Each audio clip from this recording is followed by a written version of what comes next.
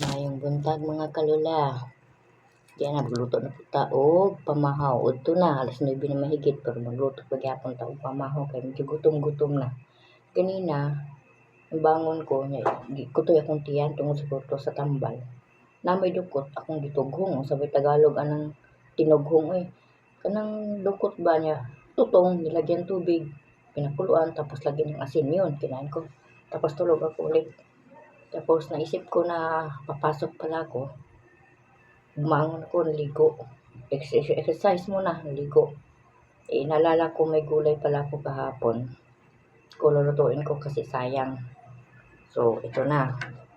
Itawag ko ni sa ako ang utan Bisaya. O sa Tagalog pa, bulang lang. Kung ang bulang lang sa ilaha, kompleto pero sa ako wala. Magkuhan ko kamatis, luya, sibuyas. Gigayat-gayat na ako ng okra. Tapos, may gabi, may sitaw, ug talbos, kamuti. Diba? Tapos, may malunggay din ako. Yan. Garidi ko na yan, gigayat-gayat ko na yan. Tapos, ang gihugasan. Nagpakulo ng tubig. Nakulo na. Diba? Iuna na ko ning gabi. Kamuto na lang ako mga guys, ako rin ang kaon ni.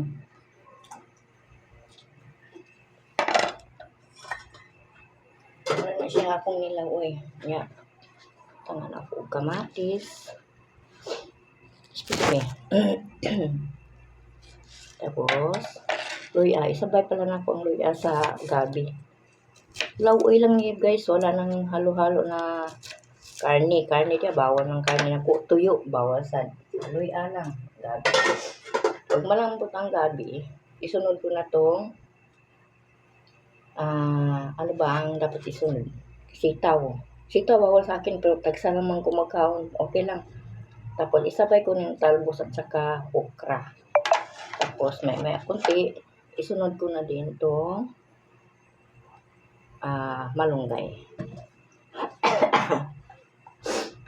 Sorry mga kalula, naubo ako. Tapos may sibuyas ako. Ayan. Diba? Gusto na ko magsabaw bisan o kunti lang basta may sabaw kailangan ko ng resistensya para pawis-pawisan yung paa ko medyo okay na pero kagabi hindi pa rin talaga ako nakatulog hindi na siya namaga pero di kapon ko nakatulog sakit pa rin pero kailangan ko talagang sundin yung mga na bawal so kailangan iwasan no ito na ayun kumukulo na lagyan ko na lang ng asin konti. Walang halo yan kahit ano-ano ng mga sangkap na for example baboy or tuyo wala. Yan siya. Para masarap ang kain natin. Itong niluto ko kakain ako ngayon tapos inom ng gamot tapos papasok ako pagkatanghali na may tira pa man, yan ang ulam ko. Tapos pagkahapon, kapag may tira, uulamin ko. So, 3 beses ko siya maulam, di ba, budget? Di ba, budget? Asa ka anak, di ba? Di ba? Gulay. Masarap ang gulay.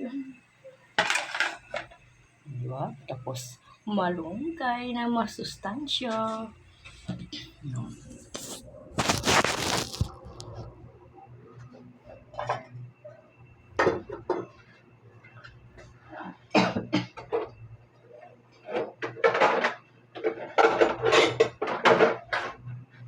Kasi siya ka mga kalula kay medyo masikip ka tong kusina kasi siyempre hindi man nato sarili nga bahay nangupahan lang ka so tiis-tiis lang ugan pangon lang nato tapos nakalagay ako ng magsarap ay wala na palang laman kasi ubusin ko na lang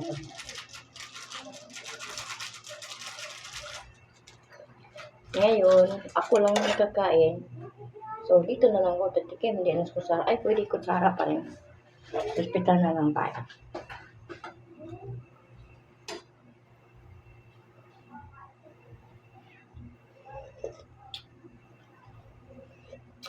tabang. Mas maganda pa yung tabang. Sobrang tabang talaga. Kasi bawal din ang maalat.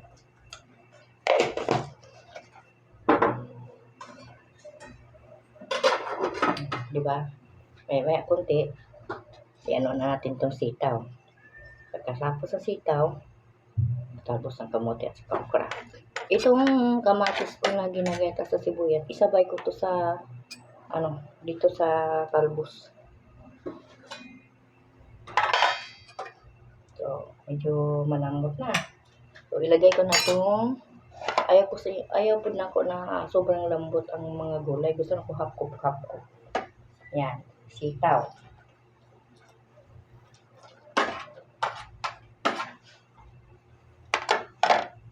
Yan, takpan muna natin.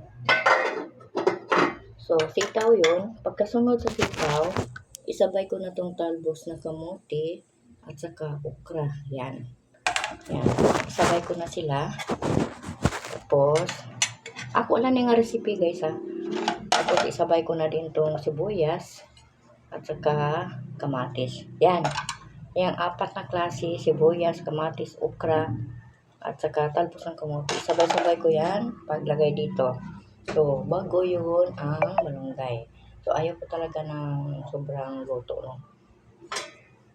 Pagkulo nito, ang nauna dito, yung luya, gabi, at saka isunod ko yung sitaw. So, pag medyo okay na, saka ko pa ito lunod, lagay, tapos sunod na naman tong malunggay. Pagkatapos, ready na, kakain na. Okay, di ba? Thank you guys. Love you. Good morning. I love you, family.